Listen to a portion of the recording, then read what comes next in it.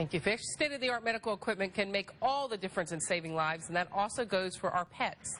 Local veterinarians are taking advantage of those life-saving technologies for your pet.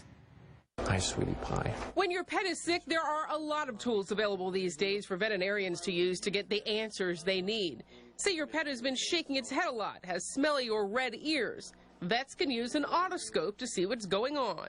We use this to look in their ears for ear infections, for growths, for foreign material, for anything like that that could be causing pain and infection in their ears. And if they find something in those ears that they need to examine further, like an infection or even a lump, they can do that with this microscope that takes digital pictures. I would just take a snapshot with this camera, email it to a pathologist or another veterinarian to really get a second opinion.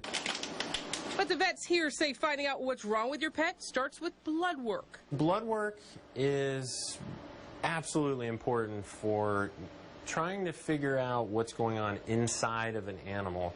They can't speak, so physical exam and diagnostics are so important. Blood work being usually the first step. And veterinarians have instruments you may have thought were only available for use on humans, like an ultrasound. Henry had to have a follow-up ultrasound to track a gallbladder problem that Dr. Varga found in Henry's routine annual wellness exam. That's what I was afraid of. This gallbladder is right here, that big balloon. On the inside of it is very thickened bile, so that grayness right there shouldn't be there. It should be completely black inside of this balloon. So after discussing the results with Henry's owner, they decided to remove his gallbladder. Your pet can also get a CT scan, and this 13-year-old dog is having problems with its back legs. They want to make sure that there's nothing wrong with the spine, a communication error. So we're going to scan the dog to look for a disc problem or perhaps a tumor growing in that area or something that would be causing this dog to have neurologic problems or goofy activity in our hind limbs, not walking very well. Most of the time, an animal will only need sedation for a CT because the scans are so fast, they don't have to put them all the way under. And as I move farther back, and the line's going back with it, I come across this bright lesion right here. And this is most likely some type of herniated disc, calcified disc, that's pushing up and causing a slight compression on the spinal cord and maybe causing this dog's clinical signs. But there's another thing to this dog that we found out when we shot the CT, which we weren't aware of. These are terrible hips.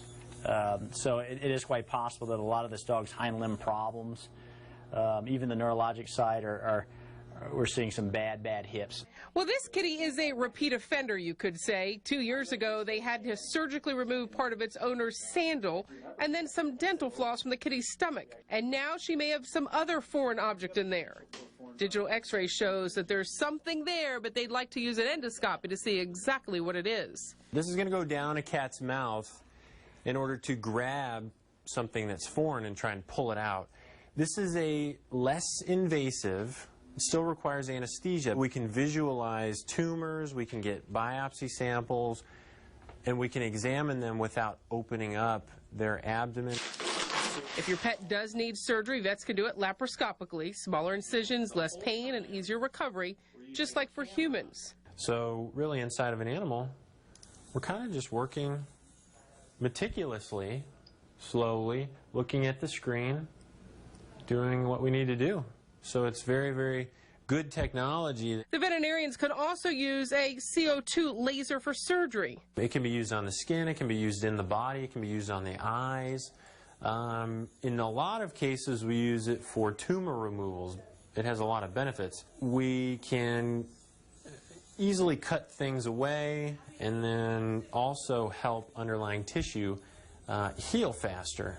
Doctors can also do EKGs on your pets. And while most humans aren't fans of dentists, pets can have dental problems too. Your dog or cat can get their teeth x-rayed, cleaned, a root canal, or even extract teeth if needed. Oh, and it looks painful. My dog had a cavity and needed a filling, so I feel for that one there.